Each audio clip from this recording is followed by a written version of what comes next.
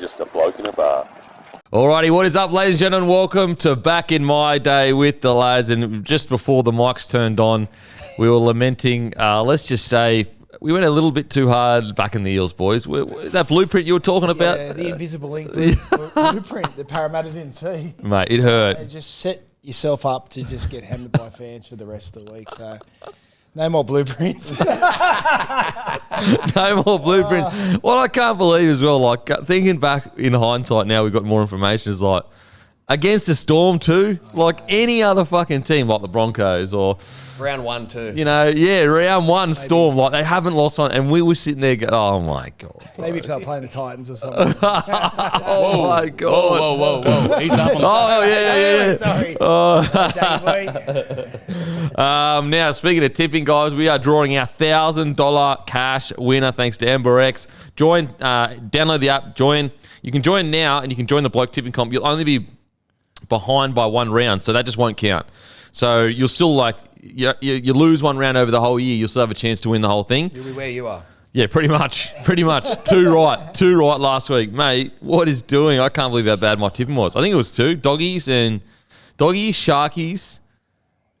Oh, no, I went Rabbitohs. Okay. I went Rabbitohs, yeah, so 3. Yeah. I went Penrith. I think I might have got 4. Mate, disgraceful stuff from me. You went 5? That's all right. That's a pretty solid effort. So, yeah, join the tipping comp. Tip against the boys as well. It's bloke in uppercase. Tipping, all one word. Okay, the winner is random winner of $1,000. It's Steve Fenwick. We will contact you. Stevie, well done, mate. Well done, son. Step in. So that's all thanks to MberX. We really do appreciate it. Now, Back in My Day is brought to you by Lontel, the best internet in all the land. Lontel.net.au/bloke. Join up, guys. It is honestly the best customer service you'll ever have. For example, if you're watching footy via streaming or whatever, and it's stuttering or loading or whatever, you can actually call Lontel, and they're really one of the only ones that can help you with stuff like that. So Lontel.net.au. If you want to stream in 4K, that's what you want to do. The best internet in all the land. And on top of all that, if you sign up in your portal, you can create your own code, and you can give that to your mate. And if they sign up, you get $50 cash from Lontel. Best in the biz. But boys, we're going for the white theme. Like the guns are out, Sandor. Look, I understand like that's the hot side of the bench, but wait, what's doing? Reni messaged me and said, "Are you wearing a singlet today?" I said, "Yes," and then he's rocked up with the shirt. So. Oh, you're rolling a singlet in too. Oh no! There's a good chance he's going to wear a singlet, and I'm not sitting next to him while he's got a singlet on. Mate, I never. You know, it's funny. This is now you know your body's sloppy. Is like growing up, like until like early 30s. I never wore like loose fitting shirts. I would always wear relatively fitted shirts. And ever since I've just turned into a candle, a melted candle, that's all I wear is loose fitting shirts now. But I'm in my deal for good traps though. Good trap. Oh yeah, that's just very trappy. That's just I'm slouching. That's why. Just a terrible posture. You're very trappy. So I'm in my deal for though. I need to. I want to get back into shape. So maybe I'll give Dora a call, Yeah, train with the boys, See how we go. See if I still got that dog in me. Little Chihuahua. What if you had running? No, not fast. I'll tell you that much. Fucking hell. If you had to say what kind of dog you got in you right now, what would it be? Ooh. Single like that, you have to have had a fair dog in you. Yeah. Well, I was going to say mongrel, but I'm not really a mongrel, am I? Chihuahuas were Inca fighting dogs. Like they used to... Yeah, little and aggressive. That's what my dog's in right now. I swear to God. Really? Yeah, go down your history. No, Wow, that's a conspiracy for you, mate. Far It's out. not a conspiracy. Well, I mean, it's a unique... fine. Truth. You can't just call everything conspiracy. Okay, I That's what apologize. you Right. do. Okay, I apologize. You got me there. Could have been Aztec. Maybe a Doberman. A Doberman? Yeah. Okay, what are you? More of a Labrador. You're a Labrador? No, you've got more of that. You're like, come on, bro. Give yourself more than that. Labradors... Golden Retriever. Isn't that something that like chicks like, oh, I want a Labrador boyfriend? That's Is that what it is? Okay. Are you single or you got a missus at the moment? No, I'm single. Okay, It wow. all makes sense. You're a staffy? Okay, yeah, I like that. I like What are that. you? Just me back legs going. Hey, I was going to say a fucking Chihuahua, but that sounds like too much now. I'm like a, what am I? Imagine being a conquistador and a Chihuahua comes Rocks running up and out. fucking- Hey, what's this? You know those like rolly dogs that are real fucking like lazy? Oh, yeah. What are they? I don't know what they're called, Jack?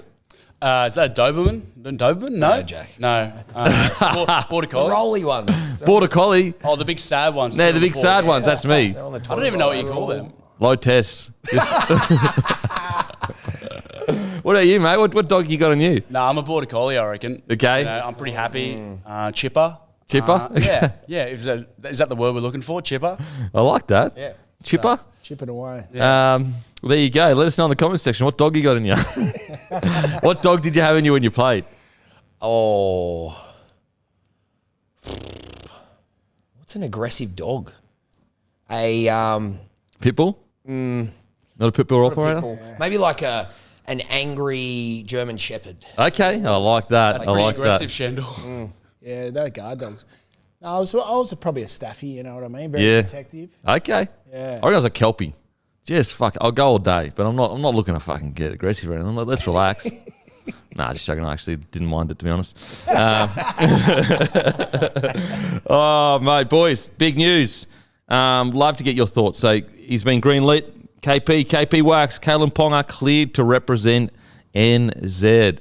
Now, with the Origin eligibility debate, hopefully it's dead now, but it's been raging on for years. Dor, mate, what do you think about the... I want to get one more confirmation off you on this. I understand the eligibility rules, but is there a deeper layer of rules based on your eligibility for Queensland and New South Wales? You know what? I don't even fucking know that. I'd assume it's the same. I'd assume you have to be in that state before 13. Yeah. I'd assume. Or cool. or is it actually, if you're Aussie, but your first junior game or something like that? Anyway, we'll just work on the premise that you have to be in that state before 13. You still have to have that build-up like your whole childhood. You've been I part think of that so. New South Yep. Wales or Queensland system. Well, we've spoken about this before last year. Yep. I like parts to it, but I don't like other parts. I think the benefit is that these guys can play for other nations and can represent Origin. I like that because we want to grow the international game. So I like that we don't have to put people in a box for international Origin. But I do agree with some of the chat that's getting around, and with the younger generation coming through, do we take away that passion for the Blues and the maroon jersey? I think we do a little bit. What do you reckon, Reni? Yeah, I'm not too sure. I'm a little bit uncomfortable with it. It'll take me some time to get used to seeing KP in a potential Queensland jersey that represent the Kiwis. So it sort of contradicts what I say when it comes to Critter and To'o and guys like that. They're a second-tier nation, right? Yeah, they might have the talent to compete with the tier ones, but in terms of infrastructure, pathways, we're way behind, right? So I'm not surprised by the decision. It makes the World Cup far more interesting, and you need to have the best players playing. It's going to take me some time to get comfortable with these guys playing for Maroons or playing for New South Wales and then representing New Zealand at tier one. Yeah, no, I'm the same, mate. It feels wrong, but I feel like it's the right decision. And when I try to justify why it's wrong, I'm like, well, it has been unfair on New Zealand for a few years. Now, granted, I understand they're not a tier one nation, Samoa or Tonga and that, but it is an extra something they have up their sleeve where they can go to Isaiah Katoa and go, mate, if you play for Tonga, you can still play for Queensland. New South Wales. I mean, he can play for Queensland if he wants. However, ironically, Isaiah Katoa has already come out and said, mate, no way. I'm playing for Tonga and that's who I'm playing for. I think if you're I think it's the right call for the game, because I think that I spoke about this maybe yesterday, but it's like kind of like this. Like if you're in the camp of tradition, like full on tradition, then you almost have to go back to all the way to if you play New South Wales or Queensland, you play for Australia, because I just don't know how we could keep telling New Zealand and England, nah, you're like, especially if they're getting beaten by Samoa or getting beaten by Tonga, and they're going to be like, yeah, I understand that they don't have as good infrastructure, like not even close, or funding and resourcing and all that kind of stuff. But New Zealand's sitting there going, we're getting beaten by them. Like, what are we talking about here? So it's a tough one. I do think that there is going to be a reckoning of, and I don't know which way it'll head, but in 10, maybe 15 years, I'll say 20 just to be super safe, there's a real possibility we're watching New South Wales versus Queensland and maybe one or two players play for Australia. Absolutely. Yeah, that's weird. I know people don't like hearing that, but that's just how I feel. That's strange to me. Well, that's what our game is, 50% Polynesian and Indigenous, Maori, whatever. But that's the trajectory that we're on, is that the majority of Origin players will be of some sort of Polynesian background. I think if you look at the two generations as well, like what we've grown up with Origin was always first, in my opinion. Like players wanted to play Origin first, and then Australia came. Whereas now it's like, what's my country, and can I get selected for Origin? And I just think, back to your point, 5-10 years, I don't know if it has the same feel. So I feel for the guys our age and a bit older who only know Origin one way, and there's that nostalgia, but things are moving and other things become priority. I just hope Origin doesn't lose its heartbeat. You know? I wonder if the younger people that watch Origin now, I wonder if to them they're like, I don't care. And maybe it's just us being older. Connected. Yeah. Well, they're not as connected because when Queensland won 8 in a row, there's kids in New South Wales that support Queensland because they don't know the history behind it. They just wanted to see their favourite players win. Yeah. And it didn't matter what colour jersey they had on. The question I have is, how do we police players chopping and changes between countries? Yeah, that's a tough one. In my opinion, I think a World Cup year is free for all. Like you can choose, but between those years, you can only play for the one nation. So 4 years? So every 4 years, if you don't, just say you don't get picked for Australia or you don't get picked for Samoa, or you got Australian heritage, whatever it is, because we want the best. If we want to go global, you need the best players playing in the World Cup, right? Yeah, I agree with that. So as long as we don't change rules around the World Cup, happy with it. But in between, if they say you have to choose this country, you've represented New Zealand, now Kalen, you can't play for Australia in the World Cup year in 3-4 years' time. Yeah. That's where it gets a little bit grey, right? Yeah, it does. Because, can you imagine if he turns around and says, I want to play for Australia in 4 years? That would be, geez, that would be weird. But you have to have some kind of cut off. And I think 4 years is probably fair. Because I do, I think, so the other side of this is as you get older, you start to appreciate your history and your culture and your heritage more. It's just a natural progression. And I'm just being honest. When I was 18, I was so self-centered. I was just all about me. All I cared about was fucking me playing footy. Life's great. And as you get older, you start to appreciate everything that came before you and how you got to where you are and all the sacrifices and what that kind of means. And so I do want to give people space. I know you're saying this as well, and you're I want to give them space to, as they get older, go, you know what, I've been representing Australia for, 10 years or something, or 5 years, but now I really am getting a deeper connection to my Māori heritage or my Samoa or Tonga. I do want to give players space to do that because you're not the same person when you're 30 years old as when you're 20 years old. I agree with that. It's just got to be less about the convenience of, I'm not making this team, I can play for this team and be able to chop and change all the time. It's weird how, it's quite unique to our sport. I wonder why that is. Whether it is because we're so multicultural, we have all these different nations playing our sport, but you don't see other sports having these challenges where players can play for so many different nations. And it's weird because we always keep saying our biggest issue is that we're not an international game, but people coming from different places is our biggest problem. It's not a problem, but you know what I'm saying? It's our biggest conundrum. Well, I'll push back on that a little bit. You've got Polynesians playing for Japan, playing for England in rugby union, playing for Ireland, because they've spent 4 years, is it? Citizen? 4 or 5 years over there. So it does happen. And that's a new thing now with the growth of their game, players playing consistently in France and Japan. Yeah. Do they have to commit though? Once you're a citizen, or I'm not sure. Are they stuck with the one nation? I wonder what their rules are. Because I think the difference there is although there is Polynesians playing for a lot of different nations, there's clear rules. At least I'm not in the culture of rugby, so I don't know for sure. Maybe I'm wrong, and there is an argument raging right now in regards to eligibility and all that kind of stuff. I think it's just the clarity of rules and moving forward like that. I'm not going to lie. I'll be honest though. And maybe it's the natural human side of me. When I do see a person that is playing for Japan that doesn't look Japanese, it's oh shit, you know what I mean? I'm just going to be honest, bro. It's just 6'4", mate. It's just a natural reaction as a human. And anyone pretends that are you boys just saying? Anyone that pretends that's not the case, come on, bro. And this is my kids are half Filipino, so I'm not and my granddad obviously Chinese, so I was not having a crack. I'm just saying it does look a bit strange. You're what the fuck? So look, what I hope is we've got very clear cut lines now. Let's just move forward. You can disagree or agree or whatever. Let time play out and see what happens. If we need to adjust, let's adjust. But right now, I think it's probably the fairest way forward. And also, the opposite is like let's say we went the opposite. So like the negative of what we just have done is in 20 years there could be one or two Australian, like not Australian, sorry, take that back, sorry, people that play for Australia in New South Wales versus Queensland. But the flip side of the other argument, where it's like, okay, let's go back to the traditionalist route, which is literally like you can only play for Australia, is we don't have the best players playing Origin, like not even close to the best players. Like if you're telling me like in 10 years, if you said essentially, because like let's say everyone with Samoan heritage played for Samoa, everyone with Tongan heritage played Tonga, and then Kiwis, you know, all that. Like even right now, you'd probably be missing about 7 to 10 players from Origin would be gone now. Yeah, right now. Imagine fucking 20 years time, you'd be missing all the best players.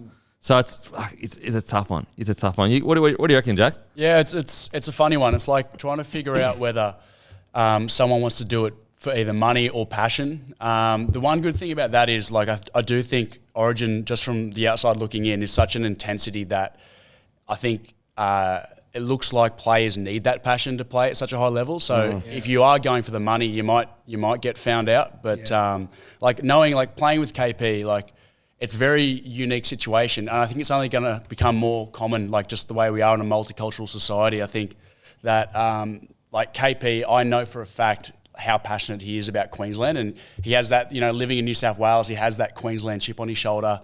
When, you know, you see everyone getting selected, and I've been there when he hasn't been selected and how disappointed he is. And then at the same time, he's just as passionate about his father's culture across the ditch. So it's these unique situations, I feel like it's only going to strengthen the game. And I think it's only going to strengthen Origin, to be fair. Yeah. See, KP's probably a poor example. Like he is a Queenslander with New Zealand heritage. It's going to be interesting when it comes along and it's not so black and white. Yep. Like a Callum Ponga, though, when those decisions start coming through. But you know what? Even like a Jerome Hughes, right? Yeah. Because But he came out and he's said- eligible, Yeah. but for him to say, I can't wear that jersey and have the same passion as a Cameron Munster. I thought that was massive. I love that. That was massive. I love hearing that shit. And like, look, he's saying what we're thinking, but to hear you say it, Yeah. so good. outstanding. And that funny, like someone said, "Oh, who would you select, Dearden or Hughes?" My immediate was like Dearden straight away, just because I assumed that he would be more connected to the jersey, even though Hughes is a better player. I love that from Jerome Hughes. Like how admirable that he would earn so much more money. His profile, because like that's the one thing that I will say that's been unfair on Polynesian players for a period and also Māori players for a period is like, unless you play Origin, it really takes you out of the conversation of greats. Like, and it's not fair. Like, is it fair that Jason Taumalolo never played Origin, or Sonny Bill Williams or Burgess? Like, imagine Burgess or Sonny Bill or Taumalolo in Origin. Like, that immediately elevates you. Like, for example, what's the argument everyone has about Cleary right now? It's not like what his club resume is. It's he needs to own Origin before he can get put in the same bracket as Joey Johnson. What does everyone refer to when they say Joey's the best? They go back 2005 series. And that, what you just said, is what I hope we don't lose. Yeah. Because Origin is the standard. But you know who else has set the standard? Jerome Hughes. Him coming out and saying Love that. now all players are on watch. Yeah. Like if you're going to come out and say you're going to play for Origin and it's not your identity, Yep. well, fuck, you want to be sure of it. Mate, it's I agree to your sentiments as well. Like, I actually think it'll, like, the argument of will the players be passionate enough, I think it's irrelevant, because no one's ever, let's say a player scores 3 tries but doesn't look passionate and he plays mad. No one's ever going to go, oh, you weren't passionate enough though. You killed it, but you weren't. I think there's Celebrate hard enough. Yeah. I think it's just like, if you're good, if you play well enough, that's almost letting everyone know that you are passionate enough. And on the flip side, if you play poorly, they'll say, oh, it was because you didn't have enough passion. But it's like, well, maybe I just fucking played bad. Origin's really super hard. And stiffening up the competition for the international game, particularly Samoa and Tonga. Like, I feel like if these new rules are going to make, in 10, 15 years, it might make Samoa versus Tonga just as intense, the intensity with the passion. So you never know. Like, that could be the new standard, like international football in 15 years. Yeah, absolutely. And that's something I wanted to ask you two guys as well. Like, on the flip side of with this new eligibility, it does slightly weaken the selling point of Tonga and Samoa. Like, when I say selling point, obviously you don't want to be sold to play for your nation or whatever. But what I'm saying is like, it was a bit of a trump card to be able to say, mate, you're still eligible for Origin. Now, when they've got a lot of Kiwis that have Polynesian Samoan heritage, it becomes harder to convince a young 18-year-old that might have Kiwi heritage. Could it hurt? You know what I mean? Like, the whole reason why Samoa and Tonga have been able to, not the whole reason, sorry, but part of the reason why they've been able to grow is you've been able to have all these Polynesian kids that do want to play Origin, still able to play for Samoa and Tonga. Now it's like, well, that's not a trump card they have in their pocket kind of thing. Yeah, it's a challenge. Not sure. Yeah, it's a tough one. It's It's just going to have to play out, Ken, Yeah. right? Well, Yep. No one has the answers right now. We don't know where it's going to end up. But Yep. in 5 years, like Pete Volandis will have to make a decision soon. Yep. On eligibility rules around international footy. Yep. And like I said, it just feels a little bit uncomfortable. Yeah. See someone play Origin and then play for New Zealand. Yeah. Tier 1. It's weird. It's weird. Like, It does. it's probably going to happen sooner rather than later with KP being the first one to jump ship. But I'm aware that maybe it's just because that's the way things have been for so long. We assume that's the way things are supposed to be. Yeah. When in 20 years, like in 10 years or 5 years, you can kind of get used to anything and you go, oh, okay, it's normal now, like it's Yeah. all good. Australia versus New Zealand is still a great clash. There's still hatred, or it's hatred in a sense of sporting perspective. So I guess we'll see. Okay, boys, Eels Barnett offer. What are your thoughts in regards to Barnett? He's been offered a 3-year deal, reportedly worth about $850K a year compared to the Broncos' 2-year deal, $750K a year deal. What are you thinking? Big cash. Well, I like it from the Eels. I think it's a bold play. We still don't know how much context there is to last week's conversation, Kempy, around Barnett's situation and whether that's actually going to skew his decision. But I do ultimately think it comes down to, like we were discussing, is he at the point now where he wants to go to a club where he perhaps legitimately thinks he's a chance of winning, or is he willing to take a big contract, a leadership role, and be a part of a rebuild for a club? So I definitely think that's going to factor into his decision. He's at the pointy end of his career, right? He's in his 30s Yep. now. Yep. So he's got to take into account, right, do I have more of a chance of winning a premiership at Brisbane, or do I want to cash out a little bit and make sure I look after my family? Do you know what I mean? But Yeah. with all the taxes we pay in Australia at the moment, maybe you can take a little bit of a hit to get that premiership. But I like it from Para. I think Parramatta will be a club that suits him as well. I would take the 3-year security, and I do think Parramatta have the invisible blueprint. If you had asked us last week, we'd have said Para win a premiership. It's like, go to a premiership winning club. Just read it in Braille or something. What are we doing this week, boys? I like it. I like it. It's a lot of money for a prop, but he sets standards. He's aggressive. He's in career best form. Take the money, and I think Parramatta is definitely not a club on the slide. No. On their way up. Maybe Brisbane's a club on the slide. Hang on a sec. Come on, mate. It's round one. Here you go. See, Madge is off you. See, this is the next topic. It's Madge off you blokes, mate. He said, he's off you. He said, I don't really buy into it, to be honest. It's a bit ridiculous. He's talking about people counting them out after round one. That's you, mate. Yeah, I counted them out before. Look, I love that side. I love the talent that's within that team. We can talk about the Payne Huss situation. You need the perfect chemistry within a team, right? Yeah. And I don't see the chemistry within the personnel they have to go long-term success under a coach like Madge. And that's just the way I see it. I know the stories. I know how intense he is. To back that up year after year, it's either you change the coach or you change the playing roster. Yeah. When I was with Des Hasler, just the way that he coached, I was like, there's no way I could play under this guy for 3 years. Like the genetic makeup or the mindset of a player has to suit the coach. Yeah, absolutely. And I don't see enough players within that Brisbane roster that could withstand a Maguire coaching techniques. Yeah, That's okay. funny. How do you reckon you would compare that to like a Melbourne Storm? Like obviously very relentless, but from what you know, like what's the difference? Both relentless, both like striving for high standards for the top. But on this side, you'd play for this bloke for the rest of your career. So Madge inherited that side.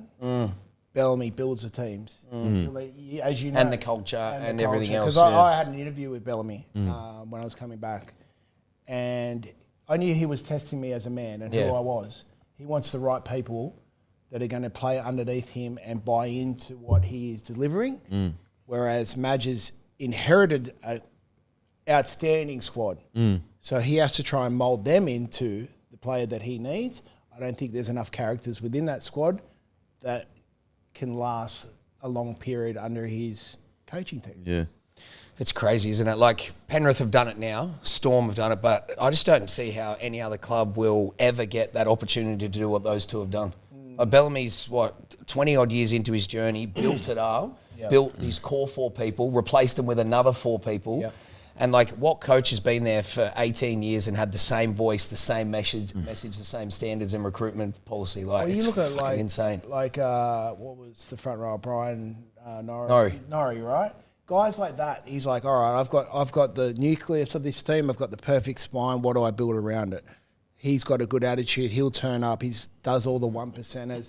He might not get recognised. He might not be a big name, but he knows how to build the chemistry of what sort of team he needs. How good to be a club where you can recruit on attitude and standards and behaviour rather than like trying to get the best player every time. Absolutely. So are you kind of saying that there's a world where Madge may have to reinvent the roster for long-term success of the Broncos? I believe that. I call them hit-and-run coaches, where they'll come in, they'll win you a premiership, they'll get you the standards you need, but at the end of the day, after 3-5 years, it's either the coach goes or you're going to need to change your roster. Because he's not going to change his method. There's 2 types of coaches that I see that are both successful. There's the Madge style, the Bellamy style, or there's the Wayne Bennett style. We can be hard, and I'm going to not drive you into the ground. I'm going to empty the tank, or I'm going to give you a hug. Right? Latrell wouldn't last under Madge. Yeah, You know what I mean? He lasts under someone like Wayne. Puts his arm around him. Yep. So both techniques of coaching work, but you got to have the right personnel. I mean, it's just a fascinating watch. I think that, you know, if Madge was like in charge of the Penrith side right now, granted, they may not have had the success that they had, but I feel like in regards to rosters that you would argue suit his style of coaching better, so like Penrith or the Melbourne Storm, ironically, like, even though they won a premiership, so it's very hard to push back on. But if you were just to say, because that was the one question before last year, was this is almost the opposite roster that you would put under a guy like Madge. The only thing I'd say is like, maybe he's developed enough where he's still a super hard taskmaster, but he knows that, like, look, I'm going to go fucking super hard in pre-seasons and early seasons, and he almost knows to take the foot off the pedal mid-year now. Maybe he's developed as a coach. Now, you know, I know I guess the argument against that is like, nah, Madge is not changing for absolutely anyone. Look, if I'm being honest, like, and I think I speak for quite a few Broncos fans, and this is being very selfish, like, I'm not the actual player out there, but like, mate, I'll take a premiership, the first one in 16 years or whatever, and then a few bad years, if that is true that, you know, he's too harsh of a coach or whatever. But I tend to believe, I think he's developed as a coach. Like, I think that I agree with you. It's like it surely is. And I agree with you to a sense. Like, I do think there's going to be some tweaks to the roster. Like, I do think that you'll probably see a different type of player being brought in over the next year or two that we've been kind of used to seeing. But I reckon last year is good evidence that he might have learnt and developed. I say learn, it's like the wrong word to use because he's already won so much. But I guess developed as a coach, because the reports all were that midway through last year, Benny Hunt, Reynolds went to him and said, mate, we're more than happy to train as hard as you want, but the intensity at all times is just too much. It's just, you just need to pull back a bit. And that's when they went on their run. And so I wonder whether Madge knows, listen, I'll drive these guys into the ground, and then mid-year I pull up to let the reins off to a degree. Yeah, but then you're missing half a year of like potentially upsetting players, and then all of a sudden you're trying to chase to get in the 8. If you was to say, I'll give you a breakdown of what I think of Brisbane.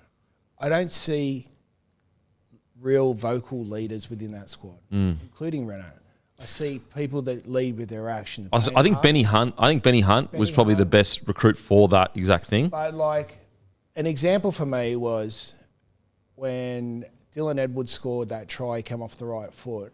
They showed a picture of, they showed the Bronx behind the try line, and they were all separated. Yep. No one was like, had them in a huddle saying, you know, we need to get to this, we need to do. They just looked deflated. And I can't see who the real leader is within that squad. That's what makes me question if Brisbane can go back to back. Yeah, I agree with that. But is there a world where, back to back, it's almost too high of an expectation of a club? Like anything less than back to back is like, nah, it's not working there kind of thing. Rather, look, he gets them in the top 6 again. They get to a prelim. Now, granted, they've got a squad that, should potentially go back to back. But I think that, I don't think this is the case, but I hope we're not going down the route of like, we've been spoilt by the Panthers so much that unless you go back to back, it's a failure kind of thing. Yeah, and I even think it's more so like, all right, what's the standard and consistency of Broncos football? Let's just see that week in, week out, regardless of the result. Yeah. But to your point, Ren, I mean, I use Melbourne Storm as an example. Craig Bellamy, the Wayne Bennetts, they have an amazing aura, so the respect is through the roof, but it was player-led. Like there were some players there who were leaders and like the accountability was driven player to player. And you would experience back in the day. I just don't know if there's that opportunity or that focus on leadership with these young guys that are developing in certain clubs. And that's a problem. Yeah. And I think about Brisbane's season last year. Like, yes, they won the grand final. I don't want your audience to think that I'm shitting on Brisbane. I love the team. They're so talented. Yep. But they lost 6 from 7 in the middle of the season. And then Reece Walsh goes on an amazing run. Something we've never seen before. I don't think we've ever seen that. It wasn't like this perfect season that they had to win the premiership. And there's still there's things already that you're seeing that were reflective of last year as well. So like it's all between the ears for me with Brisbane, talent-wise, fucking unbelievable. Yeah. 100%. But it's what drives you as a player. And when things get hard, does it become more and more individual every week? Payne Haas just doing his thing, Carrigan doing his thing. You know what? Yeah. You're relying on these individuals. Excuse. Yeah.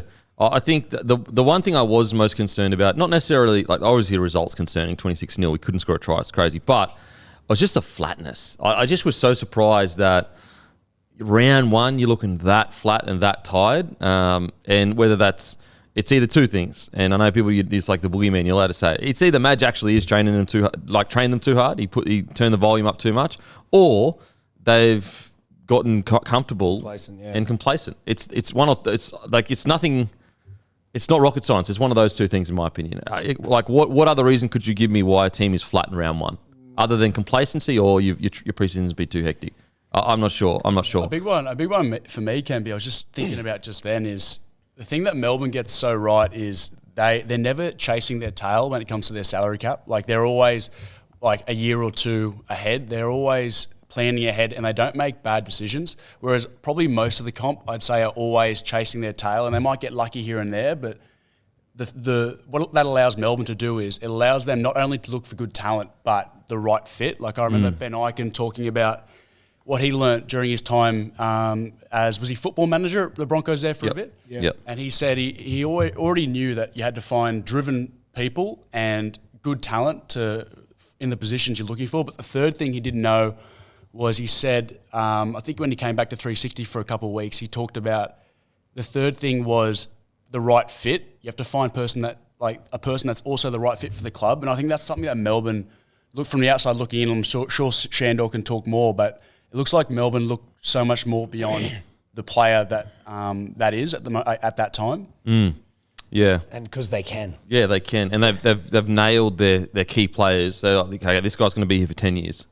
And so these three guys are going to be here for 10 years. We just build around that. Their ability to have the next man up is unbelievable. It's unbelievable. Like on the weekend we saw it. Like imagine that. Imagine like losing Cameron Smith, Billy Slater, Cooper Cronk, and then those guys come up, and then you lose Paps and Sewer comes out. It's comical. It's mental. It's mental. It's a conveyor belt of just awesomeness. I will say it's round one, super early. So Barnett to the Eels. Yeah. Broncos are in shambles. It's round one. I think if I was to have any reasonable pushback against the fact of like repeated success and style of rugby league that can have repeated success, I don't think the Broncos, at least this current roster, is ever going to be like the Melbourne Storm or ever be like Penrith Panthers. Like, I don't think they're. And also, if I'm being honest, like even in 2006, like they lost 5 games in a row, 2006, and then went on a big run. Don't remind me. it is, yeah. and actually, it was relatively similar. They were underdogs going into the grand final against Storm. You guys had the game one, similar to prelim versus the Bronx. And so the one thing I would say is like Broncos do have a history of not necessarily being this like grindy, gritty club that like wins every game, but more like just going on these big fucking runs with all this momentum and all this skill. It almost is in their DNA a little bit. Semi-final last year. I don't think any club's ever going to do that. Nah, it's ridiculous. No. So that is comp on talent. So that is kind of in our DNA. Like that we've never been known as a team. And it's funny that it is in our DNA. Is why because Wayne Bennett is the one that created that whole type of rugby league, which is like don't look at how many missed tackles we've had. Look at how well we scramble defense, and you go look at the defensive stats of the Broncos side. It's actually the missed tackles and stats wise, I think they were like 6th or 7th in the year. And so I would say that just because Melbourne do it a certain way, Penrith do it a certain way, doesn't mean Broncos can't do it a different way again. But that doesn't take away from the fact that we looked flat in round one, and there's a reason for that. I just don't know what the reason is. And maybe we pull the reins back, and in round two we're looking fucking fresh as anything, and we're good to go. But round one we look flat. You can't run away from that. And I do get a little bit frustrated when defenders of round one performance go, "Oh, it's just round one." Yeah, so what? Like you got to be up. Yeah, like set the tone. Like so are we saying okay, it's all right to get beaten 26-0? Like we have to look at why did we get beaten 26-0? Like in a perfect world, we win every single game. Like or at the very least, we would be put our best foot forward in every single game. That was not our best foot forward. You don't make 18 errors in round one. Yeah, like that's attention to detail, right? Yeah, 100%. And so like to just hand wave it, oh, it's round one, who gives a shit? It's like, no, it kind of does matter. Kind of does matter we got beaten 26-0 at home. at The home. Panthers of the world in round one, and I was so impressed. Like Mate. that's a And they statement. weren't even great. That's what's crazy. They weren't even great. They were great without being Penrith great. Yeah. Right? If they had completed their normal percentage, which is like 80 to 85%, they beat us fucking 40-0. And so, like, if we had gotten put up against, like, a Melbourne Storm, it would have been, like, 50-0, man. Would have been 50. So, that, like, yes, is it a long round? Yeah. Oh, sorry, is it a long year? Yes. Like, everyone knows that. Like, you say it as if no one knows that. Yes, it's a long year, and in rugby league, in 3 weeks, we could be absolutely flying. However, you still have to judge what you did on the weekend. You don't just get to hand wave it and go, oh, yeah, it's a long year. Who gives a shit? Okay, keep saying it's a long year. Keep saying that, like, you know, when we're fucking fighting, like, go tell Roosters fans that. Every single year they're fighting to get into that 8, and then they don't give themselves a good enough position to have a second crack at the finals. Like, even the Broncos, like, what made their finals run was the fact that they just scraped into the 4 because the Warriors got all those injuries. So, like, you know. To your point, though, with round one, round two, you get to come out, make a statement and squash and just blame round one for being, it was just that. Yeah, but we need to see it first. Yeah, we need to see it first. But before we do see that, you don't get to just go, it's a long year. You've got to have a bit of accountability and go, fuck, that was bad. Yeah. That wasn't good enough for the fans it turned out, for the jersey, for the team, for everyone. So yeah, I guess you're like, I'm not in the camp of like, oh, Madge has lost the play group or whatever. Like, I think that's fucking crazy talk. However, you can't just say that there wasn't problems round one. I just don't get that shit. I think that's hand waving. It makes people feel better. Like, oh, it's just a long season. Boys, the reffing on the weekend. So basically, not universally, but there's been a lot of people who got, listen, man, too many 6 against. Now, granted, the rule got changed where it was up to the 40. Now it's up to the 20. So that should increase the amount of 6 against, but in my opinion, it shouldn't double the amount of 6 against. And also, my concern is now that it's to the 20, not the 40. When refs are blowing penalties, they're way more circumspect as to what penalty they blow because they know there's going to be a replay on national TV. They know that a lot of people are going to have their say on it. And I just got concerned on the weekend with all these 6 against. There's just no accountability. You can just go bang, bang, bang. We'll never see them again. Yeah, I think even the video ref was terrible. Like the bunkers, like Brian Kelly, for example. Oh, goes mate. 2 meters backwards. Oh, mate. They can't rule just something as small, not as small. He said it was forward. The bunker literally said it was forward. Backwards calls have got me at the moment, big time. Just like, what the hell? So what? There was like 60 plus 6 against. There was more than 400 points scored in round one. I think it's the most that's ever been, right? So what I'm concerned about is if we're going to go down this path, it's going to be a battle of completions, and is it going to bore our game down again? It's like we're going to just get out of yardage, transition, kick to a corner, defend. Like, you got to find that balance of what's going to be exciting and what's I think we got it wrong, and I'm worried about how trigger happy we are every year to throw in a new set of rules. Oh, mate. I just think it's too much. I mean, the one for me, not as controversial, but the 1 to 2-handed tap. It's like, come on, guys, what are we doing? Well, what about a dropout? That stupid dropout rule. Oh, worst drop. What are we doing? If someone can get into a position to even get to the ball, get up and tap it back to his own player, like what is the purpose of that rule? And how important is it? And every year, how important is it to throw 5 new rules at the referees, the fans, and the players? I wonder what the chat is, what the boardroom is, and what the decision-making process is to go, hey, you know what? Let's try this, let's try that. Let's not. But we just had the best year we've ever had, essentially. Like all the numbers that we spruced, it's been the best ever. And then we go and change everything. And we had a team win it that, and I'm not having a crack at any other teams, but as you said, Reni, it is really a fitness battle. It's not really a skill set battle. And I'm not taking away it, but it really is. Penrith's style of rugby league is we are fitter than you. That's it. And it's funny that I say that because I've been saying it for quite a while. But Nathan Cleary has been quoted on the Hello Sport podcast saying it was last year was the first time we realised that we weren't fitter than every other team, and that was when the Broncos ran over them. And so to think about that's really the difference is how fit and do we really want rugby league? And I've got a lot of admiration for the fitness in game. It was one of my stronger points. So it's not like I didn't enjoy it, but it's do we want our game to be just who is fitter? Or do we want to be who's more skillful? I mean, that's what makes Joey so great. It's not necessarily his fitness. It was his skill as a footballer that we used to admire. Why did everyone get on this Reece Walsh train? It was his skill as a footballer, not his fitness. So the contact and the action. We're seeing far too much officiating in the game. You know what I mean? You know what else is crazy? If you want to bring out a new rule set, in what world, in what business, in what industry do you just get to throw them out there? Mate. Okay, next year, it. 2027, rule changes. In 2026, the SG ball and the reserve grade, they implemented. Did it work? Didn't it work? Now we can action it in first grade, not in the trials. Mate, it's bizarre. There's no way that would happen in any industry. Are they former players coming up with these rule changes as well? Or are they people in a suit? Right? Mate, I tell you what. That's what it feels like. There's no way a former player came up with that tap back rule. There's no way. If someone that's an actual outside back came up with that rule, that's outrageous behaviour. I wouldn't agree with it. I never kicked Chase, so I'll So Billy Slater's actually come out and he said that he was happy with the refs. He said that basically, a lot of teams in preseason, they train to a certain level and train to push limits.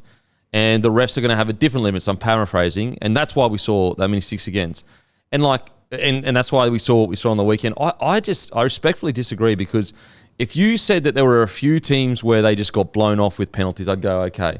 But it was the fact that it was these 20-minute blocks or 30-minute blocks where one team was perfect and the other team was the worst discipline you've ever seen in your life. That's not mathematically possible. No team is ever perfect for 20, 30 minutes. Especially when you think of how many rules you could ping. Mate, you touch the neck, you can get a fucking head-high tackle. And respect Billy's the GOAT, whatever he says, I'm all for. But he didn't. I didn't play with the 6 again rule being that relentless. So I just think it completely changes the game. We had it good last year. 40-metre line, the refs are going to be much more circumspect about what they give as a penalty. What do you reckon, Jack, mate? Yeah, I got a similar take, but the thing with it is, I've been watching a lot of junior football lately. I've been going down to some of the games for the New South Wales Rugby League while it's been going on for about 6 weeks now. And you know what you see? You forget sometimes that even at the highest levels or junior level, referees are human. And a thing that can really affect a referee's opinion is contrast. If you watch some of and I think it's a really big reason why Melbourne start the year so well, Melbourne are so good on the ground, fighting to play the ball, and some teams can really miss the jump on that. You've only got so much time to practice certain things in pre-season, and a lot of teams practice contact and wrestle, right? But from what Cooper's told me down there at Melbourne, they do a lot of ground stuff, a lot of it. And I'm sure Sandor can, if is that correct? Yeah. And I feel like a referee watching a game, if you see a play the ball for one team that it might be the same speed, but you see someone who's struggling to get up more or fighting more, you're more inclined to give a 6 again. If there's more resistance, and then if you go to the other side of the game, when the other team's playing the ball, if they're looking slow, then you don't really feel the need to give a 6 again. But it just really puts stress on the referee. And when you go to junior level, just on the weekend, my team actually struggled with it. You watch it and you can actually see the referee's opinion get completely changed by the fight on the ground. I love that. You know, one thing I'm obsessed with after going to Storm. Great Mick Hancock, bring the fucking thrusting back, hey? Bring the fucking liquor back. Yeah, the fucking Bronco, bring it back, baby. I would love to go to other clubs now after being at Storm and actually see what they do, because I have no idea. And whatever I did at the Raiders, Panthers and the Roosters back in my day is completely irrelevant. But I'd love to see, after experiencing that system, what they actually do. To Jack's point, like, bro, it's under sixes at times. Like, you are training playing the ball every session. Yeah. Not just as a part of the drill. Your expectation is to do it. So, like, those little areas, there's no way that other clubs have that much of a hyper focus on it. Well, it's funny because when I at the Broncos, Wayne hated the wrestle. He hates the wrestle. He wants free-flowing, skillful footy. And it's funny how you see that's the way the Broncos play and you see the way the Storm play. But yeah, like I grant all that. Like, I understand it's hard and the Storm are really good at that. But it's not like, just even take the Storm game out. Funnily enough, it actually wasn't really the 6 agains I had an issue with the Storm. It was the fucking terrible Brian Kelly knockback one. And it was the Iongi head high into Crusher. He gets HIA and the no penalty. What the fuck? He gets head high and crushed. No penalty, all good, but he gets off the field. But don't worry about the rest, right? At NRL level, we have a bunker. We have a bunker. They can make any decision. And it's a reportable offence as well. So 9 times out of 10, you got to get that right. Yeah. But and come on, we're all seeing it. Yes, we're sitting on the couch, but we're watching the same thing. And so, like, the thing is this, is like, I'm not being harsh on the refs individually because they got such a fucking tough job. But when the NRL implement this extra 20-metre rule, and then they are more willy-nilly with their 6 agains, that's what adds up. Like, if you took away those silly 6 agains, you'll cop the blunders here and there, but it's the accumulation of all these, like, little, fuck off, as if that's a penalty, fuck off. And then before, you know what I mean? Whereas if you took out those little, fuck, that's not right, you go, fuck, couple bad calls, all right, all good. And that's the concern I have, is that the more 6 agains you implement in the game, the more little points of irritation you make fans have leading up to the big howler, and that howler hurts even more. I'll tell you what else that leads up to. Huge momentum shift. Oh, in the yeah. game. Crazy. One that you can't buy back, and it's got nothing to do with the football either team's playing. Well, I mean, so on a weekend, we obviously had the Eels situation. There's a few. Well, so the Dolphins, so the Rabbitohs versus Dolphins, Rabbitohs got to the 75th minute and hadn't given a penalty away. So you're telling me, I think it was no penalties. So you're telling me the Rabbitohs were perfect for 75 minutes. They'd given away 2 6 agains. And then what happens? Last 5 minutes, Dolphins get 3 penalties. Come on, bro. Come on. You're telling me, you're telling me that was all just tinfoil hat on. That was just because the Dolphins where it is. Where is it? You're telling me, the Dolphins preseason, they were just like fucking holding everyone down, giving penalties away all the time? Is that what you're telling me? Come on, man. And then you've got the Raiders game. They didn't touch the ball for 11 minutes. Your first conspiracy theory? No, mate. No, I've got this hat, mate. I've got plenty of them. I just don't believe the Earth is flat. Anyway. Okay, let's get into the round preview, boys. Brought to you by KO Sports, guys. Watch every game on the round preview. And also brought to you by Ashley Mazda. If you need a car, give Lukey a message. Best in the business. Currently doing a big X-rental sale. If you grab one of the X-rentals that he has on offer, you have a chance to be gifted a day in a suite at the footy with me, Alex Glenn, Draye, and Lukey. Thanks to Ashley Mazda. Okay, and give us a follow on the feed too, Sportsbet feed. I got my multis. They're already up there. Broncos v. the Eels. Now, a bit of history with this game, boys. Eels actually beat the Broncos before the Broncos went on their run last year. And they nearly beat the Storm the week after. That's probably where the blueprints fucking left. They left it at fucking Storm dressing room. And Bellyache picked it up and went, here it is. Fuck, found it. Thanks, mate. That's actually what happened. That makes sense. The fucking blueprint, eh? All right, what's the blueprint today? Ready for Broncos Eels? Fuck, I don't know. Look, both teams didn't respect the ball. It was more attention to detail for me for the Broncos, just in the ruck, play the ball. It's just stupid errors. Ezra Ramam comes back to the side. He unlocks Reese. Massive. At Suncorp. I've got a theory, actually. I'd love to hear your boys' thoughts as players. I reckon Renault's tempo of play is too slow for Reece Walsh at times, and that's why Ezra always unlocks him, because his tempo is quick. Good point. Yeah, because I like it. Like, look at the Rabbitohs. Like, their tempo is real slow. It's like real slow, but it's really square. And they'll just strip your numbers. And you'll almost, like, Alex Johnson or Campbell Graham are walking over the try line. And I just wonder whether the reason why the Reno-Walshy thing, and I'm not having a dig at either player because, Reno is a big reason we won the grand final in regards to coming to the club and building what he did. So, But I just wonder whether their tempos are all off because they haven't seemed to click. And then Benny Hunt, he's actually a bit of a faster player than Reno. And when Ben Hunt's 7, it seems to click a little bit better. When Ezra's on the field, those two are just fucking like magic. So, I don't know. Thoughts? It is hard. After seeing Ezra last year, I don't see a winning Broncos side without Ezra Mann in the starting lineup. Like, he had so much value. Mate, he's like one of the... attack and defence. Mate, he's one of the most unlucky Clive Churchill not winners in 2 grand finals. True. Mate, he was fucking unbelievable against the Storm on the grand final. Yep. Everything can be fixed for both teams, right? Like I said, attention to detail for the Broncos, 18 errors. That's just ridiculous, right? So they hold the ball. You look at their rosters, you're like, they're too good. Parramatta, I like their blueprint, their invisible ink of being able to shift in yardage or transition because it does pull teams apart. Yeah. But if you're going to play that style of footy, the risk reward is that you've got to be able to back it up with your defence. So Brisbane, Suncorp, they get it right this week, they'll win.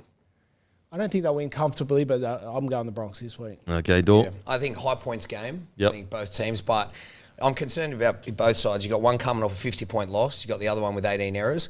Even though I see improvements with the Eels, I don't see a Broncos losing in round 2 after round 1 with all the pressure they've got them. I think they come out and get it done. I tell you what, like if that playing group really is behind Madge and they all say they are and they've said, everything you get from the boys is like how connected they are, you got 2 options. One option says that you aren't around Madge and the other option says you are around Madge. Coming out and playing dog shit and being lazy and flat, that's the message. If you want to round 2, but this is a huge game for the Bronx, let's be honest. If you come out and play and you're super flat, not committed, not animated, not getting around the boys, the message, whether it's true or it's not true, will be that you're off Madge. So you've got a choice here. You can back your coach in and come out and fucking rip, or you can... And unfortunately, as I said, it may not even be true. They may just be in a form slump. But sometimes what's true is not... It doesn't matter. It's what the perception is. And the perception will be, whether it's created in truth or in not truth, the perception will be that you're not clicking with Madge this year. That's I what want to see the Broncos not give up a lead for the first 20 to 30 minutes of the game. Tell me about it as a I fan, want to see bro. that this week. Jack, what do you think of this game, mate? Broncos v Eels. Straight up Eels. Wow. Okay. So you've got the blueprint. Yeah, I just... You got a bit of Matty about you. I just like just same as the trials. Everyone that trialled so well didn't go so good. And I feel like round 1, it's the same sort of principle. I think last year I remember round 1 going to round 2. I think there was like a 5-game crossover of teams that lost that one. Oh, wow, okay. So I just think it's one of my... I got 5 away games winning this week so we'll get to them after. What do you think of the Bronx, Jack, at the moment? What are you seeing? I see a team that's like very similar to last year, full of talent. We had Darren Lockyer on yesterday, Kempy, and he even spoke about, I think it's coming out this Sunday or later this week. It talks about a premiership hangover, and he said, his quote was, he thinks it's real. And I agree with him. You see that with some teams. The only team that doesn't seem to do it when they don't win a premiership is Melbourne. But yeah, you do see a lot of it with some teams. And obviously Penrith. and Penrith, the way they do things was just rock solid. But yeah, I don't know. It's to not let a point in last week against a great Penrith side was pretty shocking, to be fair, because if anything, they're all out attack. Yeah, like if they lost 30-20 or something, you go, yeah, okay, whatever. It's Penrith Panthers.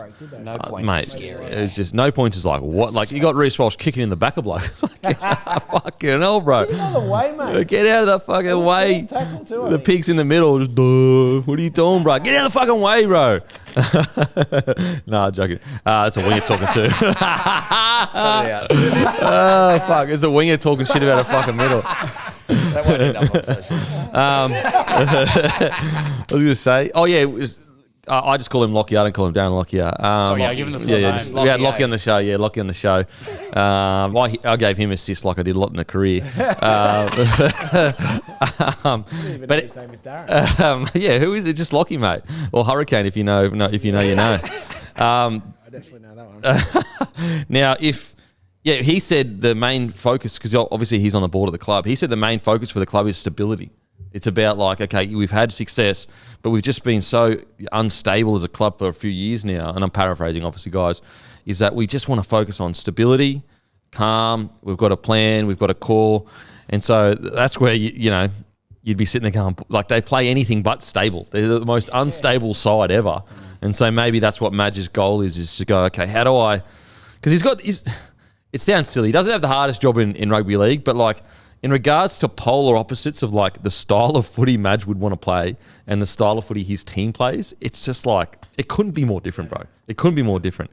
Yeah. But yeah, look, I'm going Bronx 1-12. I think both teams will be much better. I think you'll still see a bit of rust. I think as well, another thing in Broncos defense, and clearly I'm biased, but the type of footy they like to play, the millimeters they played in, you don't get those millimeters until like round 16 to 20. Like that takes 16 games of NRL to get that timing that is so fucking precise. You can't get that in a preseason. You know what Broncos need, bro, after watching that game? They need a yo. Yeah, just to settle it. What he does, I just couldn't take my eyes off him in that game. I know. How much he touches the ball and the role he plays is unbelievable. And it's ridiculous. And like he's 6'5", so he'll skip over to the B or C defender. He'll have the pass option, but if he runs, he takes 4 defenders to take him down. Yeah. Right. So I don't think he gets spoken about enough as like, I think he's on par with Cleary in 100% terms of importance for that team. The impact he has on the game is ridiculous. Because he used to pass too much, maybe carry a bit too much, but now pass probably too much. I was like, mate, you're 6'5", get into the fucking line, get a quick play of the ball. And he's doing that. He's got the right balance in his game. Yep. Plus his workload in defence. Crazy. Barely ever misses a tackle. Yeah. Barely ever. Okay. Warriors v the Raiders. This is a tough one. I'm going to go... I've had time to think about this. I think I'm going to go the Warriors just because the Raiders had this dogfight in the rain, extra time. Yeah. I just think maybe fatigue. And whereas like the Warriors is a kind of tough game, but the Roosters just gave themselves no chance, like literally no chance. Yeah. And I just wonder whether the Warriors will be more fresh there at home as well. I still don't think it's getting talked about how gutsy that win was from the Raiders. Like, bro, unless you're Penrith or Storm, there's no other team in the comp.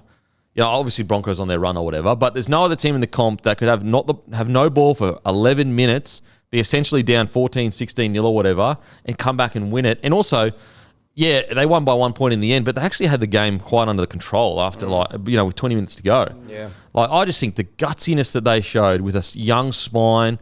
I think the Raiders' win last week was outstanding. And that grittiness from a young side is the polar opposite of what we've been talking about, which I love. But I probably didn't factor it in as much. I went against the Warriors last week and probably just not willing to do it again this week. But the fact that Raiders had that game, now they got to travel to New Zealand, and New Zealand don't have to worry about any of that. I'm backing the Warriors. Yeah, I'm going to go the Wires as well. I just their intent, their line speed, their aggression.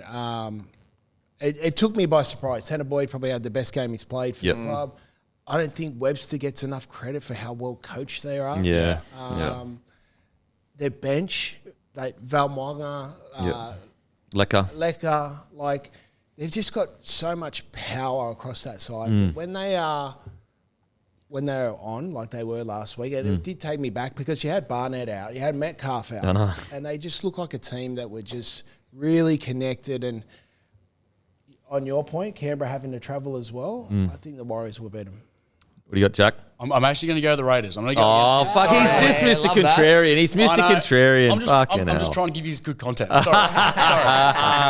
I'm not usually inclined to go after a team that went into Golden Point just because they play close to 90 minutes the next week. But I think this early in the season, the Raiders can do it, being round one.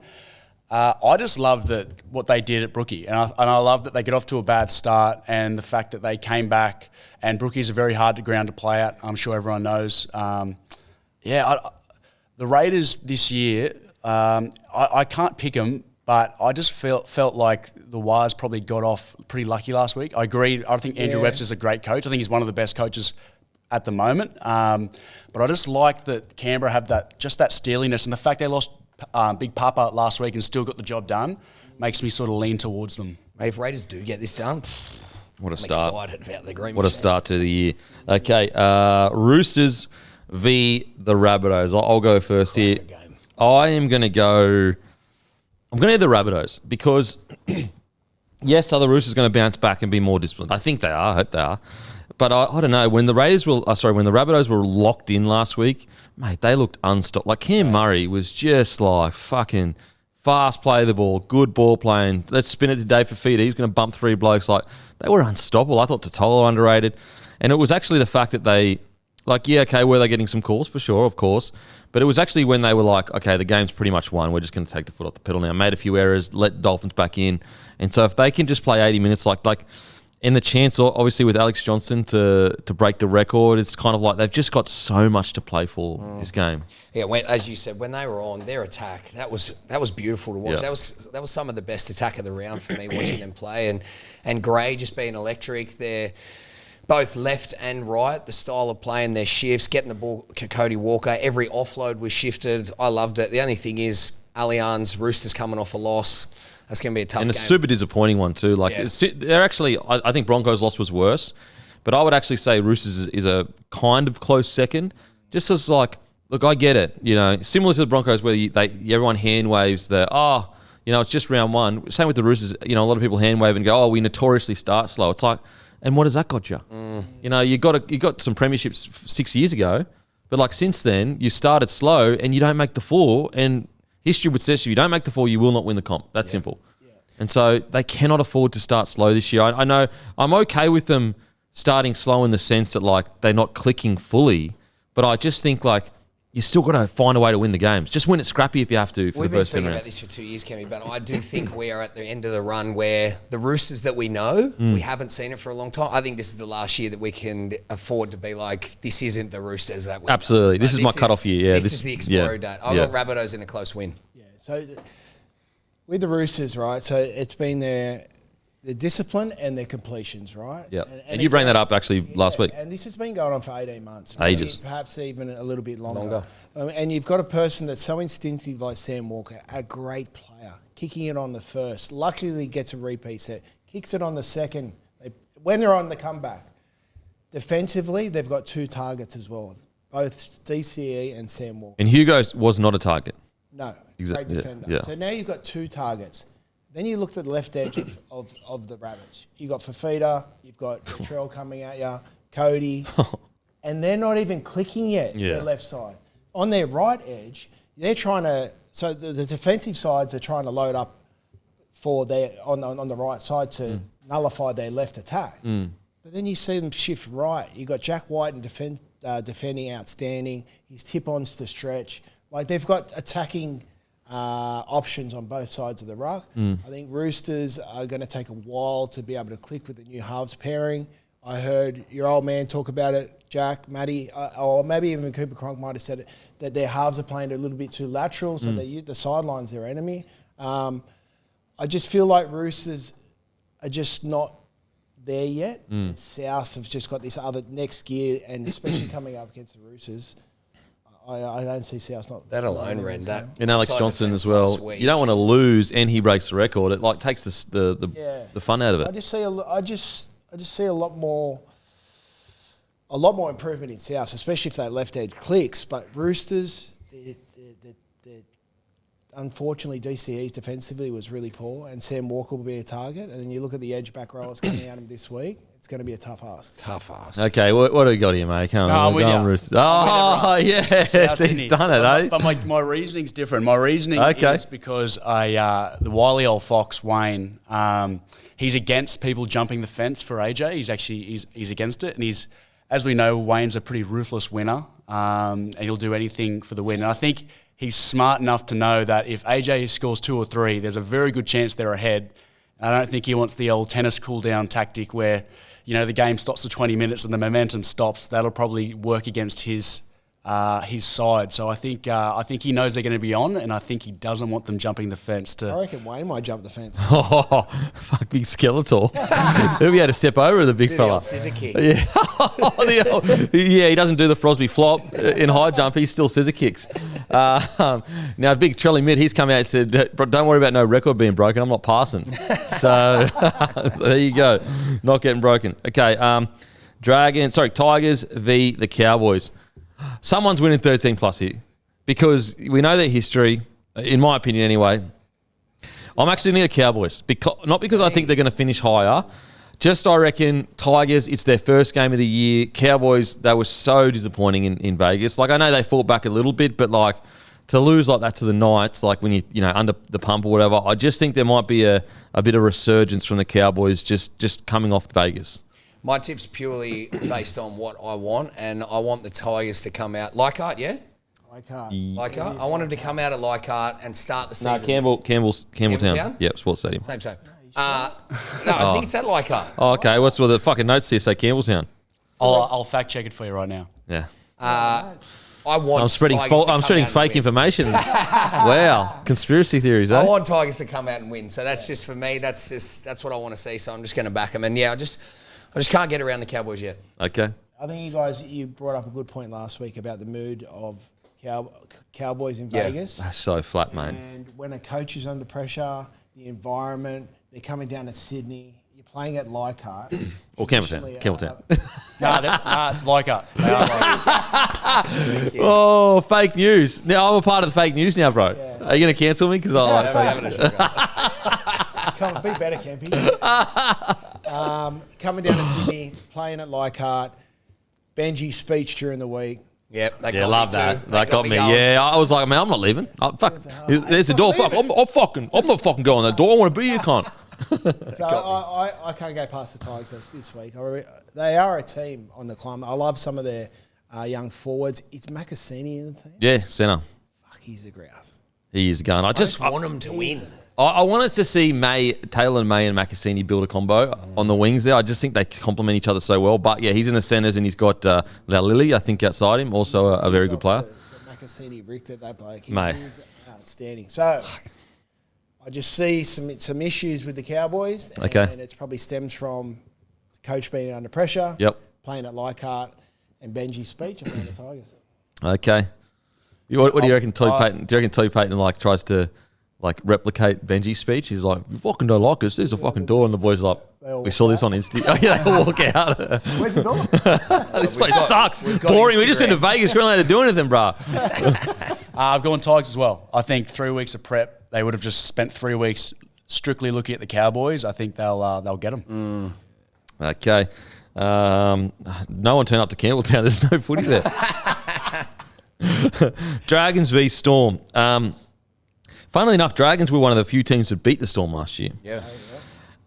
Now, I'm going Storm, but I do think the Dragons try as hard as they can to drag them down into a dogfight. I do think the Storm...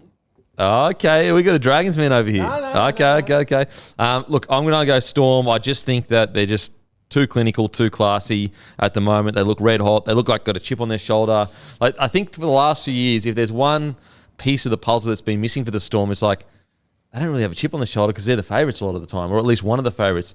There's been so much talk about all the players, including from me, all the players they've lost. Now, I still have them in my top 5 this year, but all the Lomax situation, there's been so much negative talk.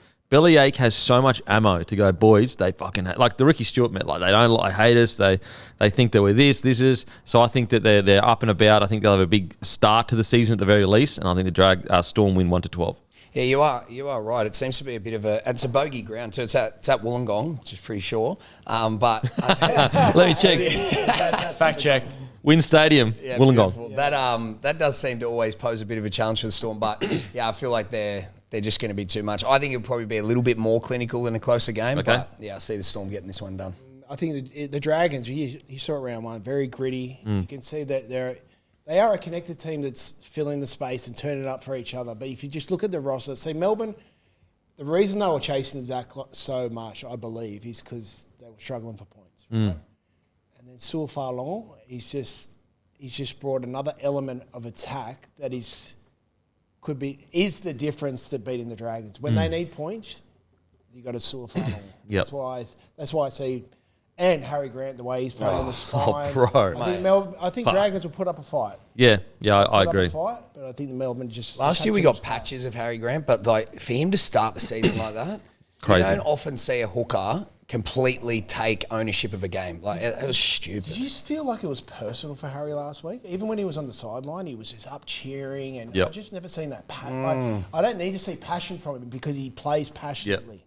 But it was more. Well, I think being the captain of the club, I think he's taken all this negative chat, and also like, you know, the one knock. There's like literally no knocks on Harry Grant, but the one knock, you haven't won a premiership.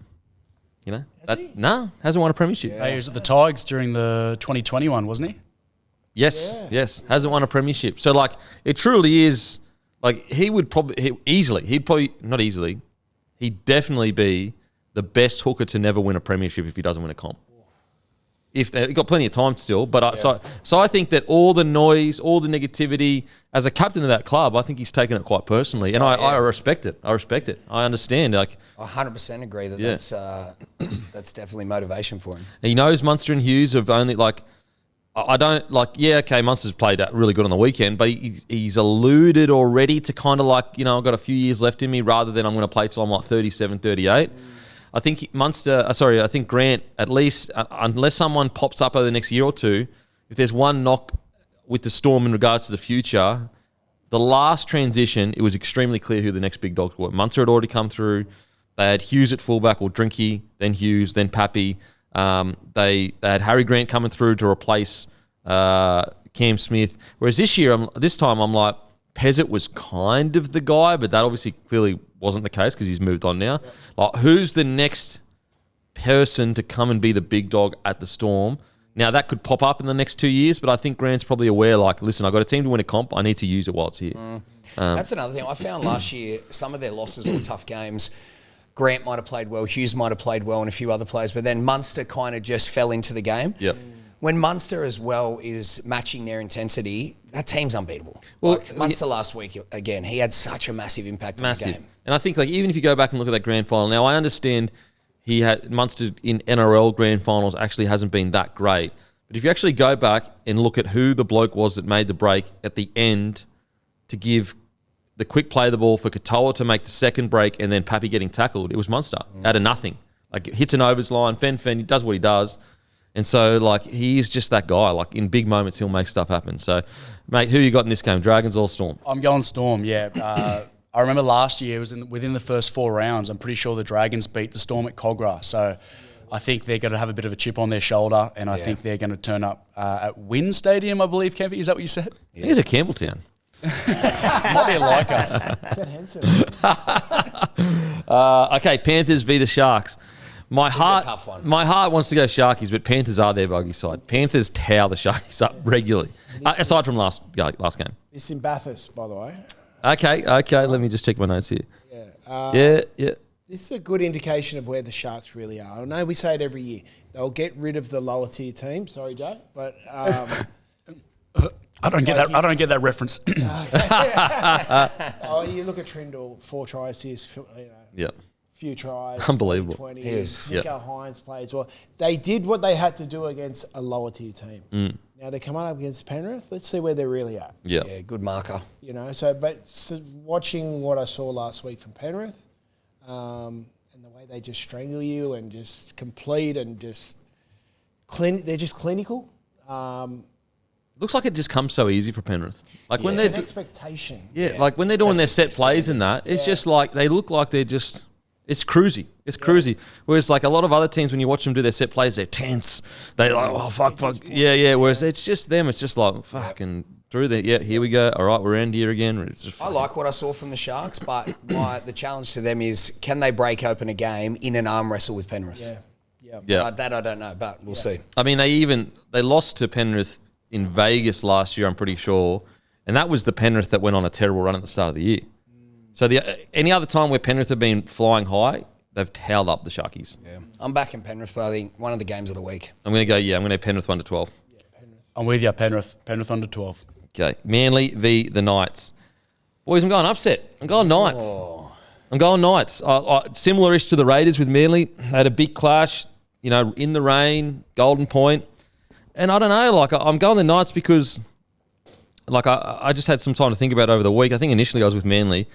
I'm going the Knights just because, I don't know, I just like their energy. They just, I know it sounds like cliche, but, mate, but you'd be surprised how fucking far they can get you. Like, it's not going to get you a premiership, but, geez, it can get you a few wins on the trot. And, mate, they just look up and about. Like, I really like what I saw from the Knights. Now, maybe it's a false economy because of, fucking, the Cowboys were so poor, I'm not sure. Manly, for me, they got all the skill in the world, and Kohler is a fucking gun. He's so good. They just don't, unfortunately, I think under Seabold, and I think he's had this problem at every club he's been at for a longer period of time, it's just a bit of a soft underbelly. Like, the fact that they were ahead the way they were and they just got completely steamrolled by the Raiders back into the game. Then also, like, little stuff. Like, and I know it's round one, everyone's tired, but the field goal from Sanders, there was no pressure. There was a kick pressure. Like, and he was up flat. Like, I'd understand if, like, it was a centre that was standing there. You'd go, well, that's a centre. I'm not, I don't need a kick. Bro, it's the number 7 up flat in Golden Point. And not only, and I even understand if they ran, but they were 5 metres away or whatever. It was too hard. Bro, the only person that tried to get moving was Jake Trbojevic, and he was 20 metres away, or, whatever meterage away. Whereas that's where I just go, like, that to me is a team with all the talent and super fun to watch, but they're just missing that extra bit of grit to kind of win those kind of games. 6 that got injured, Fletcher Sharp. Yeah, I think this week we might actually see how much of an impact that actually has on the energy. Even I said I wouldn't, but yeah, I think I'm going to go Manly. I think they'll have enough to get it done. I'm seeing Paseka back, Olakau'atu back. Turbo looks great. Nice. Yeah, he Turbo did. did a little Kohler. I love Jakey's headgear. I think it's outstanding. The old Magneto. I just feel like it's too hard for them. I can't take my eyes off it, I'll be honest. Right, I didn't know what it was. I was like, did he get a hair transplant? What is that thing? Mate, so I got so many memes from it. Yeah, it is a Magneto headgear. Fuck it. I had no idea that he'd already done a story on it. Oh, okay. So you just all random. I was just like, what the? Oh, right. That was the first time you've seen it. Oh, yeah, that would have been confronting. I'd medically retire if they said you have to wear that. I'm sorry, mate. He's not the type of boy that gives a fuck. No, zero fucks. I'm a pretty boy. I'm not wearing that. Look. Tokiaho is also out injured as well, I think. Who is? Tokiaho. Oh, really? Yeah. And he is like so key to their forward rotation because they've got, their depth in the forwards isn't great. I think Fletcher Sharp being out is probably making me sway more towards Manly. However, when Fletcher Sharp did go off, they still had a... They did, yeah. Sanders Smith was great. I thought he played really well.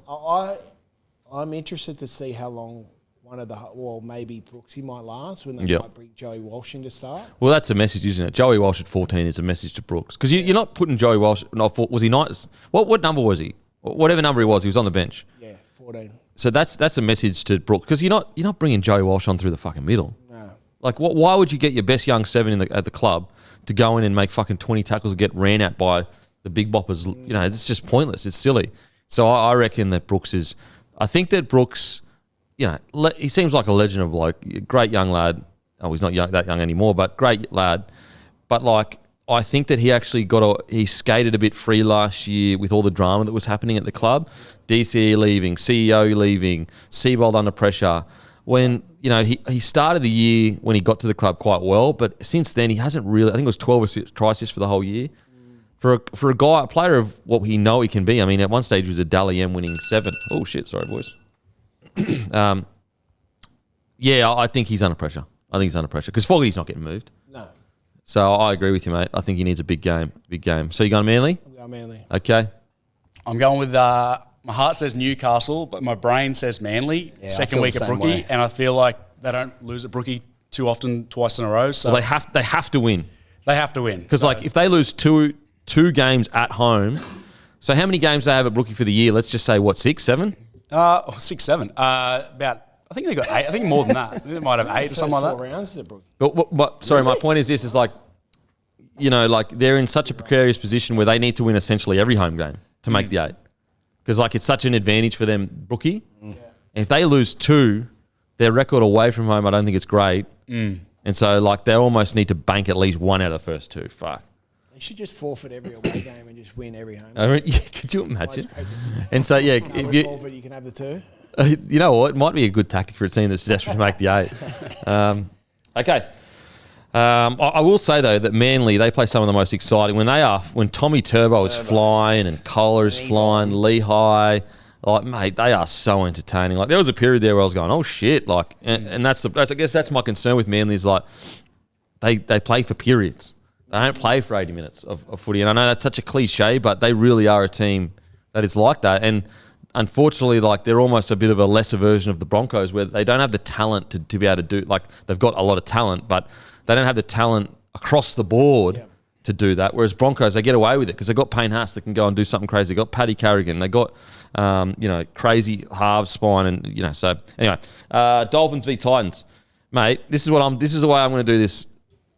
Every time I think the Titans are going to be good, they're shit. And every time they play shit, I think they're going to play shit, they play good. Can you change your wording there? Just less good, please? Oh, sorry.